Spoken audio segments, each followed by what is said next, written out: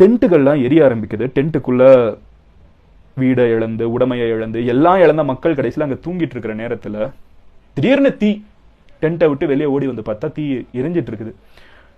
தலையில்லாத குழந்தை, கணவனை இழந்த மனைவி, குடும்பமே இல்லாமல் அனாதையான குழந்தைங்க எல்லாரையுமே பார்க்க முடியுது.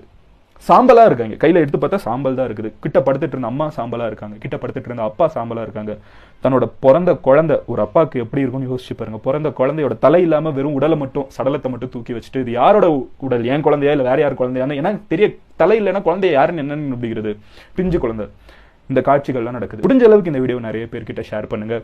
நம்ம இங்க பேசுறதுனால ரஃபால ஒரு சேஞ்ச் வந்துருமான்னு கேட்டீங்கன்னா, உலகத்துல இருக்கிற மக்கள் எல்லாருமே ஒரு விஷயத்த ஒன்னா சேர்ந்து எதிர்க்கிறப்போ, அது சின்ன லெவல்ல இருக்கக்கூடிய ஒரு ஸ்டோரி நீங்க போடுறதுல இருந்து, இல்ல வாட்ஸ்அப்ல போடக்கூடிய ஒரு மெசேஜ்ல இருந்து, யாருக்கும் இந்த வீடியோவை ஷேர் பண்ற ஒரு விஷயமா இருக்கட்டும், இங்க இருக்கிற ஒரு நம்பரையுமே, இந்த வீடியோ எவ்வளவு வியூஸ் போகுதுங்கிறத வரைக்கும் இஸ்ரேலில் இருக்கக்கூடிய இந்த அமைப்பினர்லாம் இருப்பாங்க, இன்டெலிஜென்ஸ், இந்த வீடியோ எக்ஸாக்டா இந்த வீடியோ கிடையாது, பட் ஓவராலாவே இந்த மாதிரி உலகத்துல எல்லாரும் எப்படி பேசிட்டு இருக்காங்கிறத ஃபாலோ பண்ணிட்டு தான் இருப்பாங்க. இன்டெலிஜென்ஸ் எல்லா கண்ட்ரிலும் இந்த மாதிரி தான் ஸ்டடி பண்ணிட்டு இருக்காங்க.